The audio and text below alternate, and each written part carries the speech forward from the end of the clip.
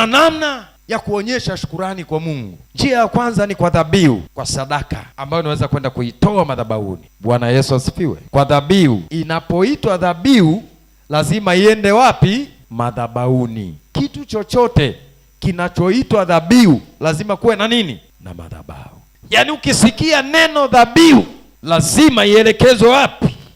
Madhabahuni. Ndio maana anasema nikusanyie wacha Mungu wangu waliofanya agano nami kwa njia ya dhabihu. Agano wapi?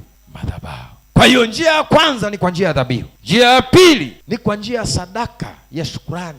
Bwana Yesu asifiwe. Kuna tofauti kati ya dhabihu na sadaka ya shukrani. Haleluya. Dhabihu kama aliyetoa nani? Ibrahimu. Neno la Kiingereza la dhabihu inaitwa nini? Sacrifice. Dhabihu, sacrifice. Ibrahimu alimtoa Isaka kuwa nini? Dhabihu. Ni kitu kinachouma, kitu cha pekee chenye thamani kuliko vingine vyote. Yaani uweze ukawa na 25,000 unachukua shilingi 5,000 unaenda kutoa dhabihu ya shukrani. Wewe ni muuni kama wauni wengine. Kwa hiyo njia ya pili ni sadaka ya kawaida.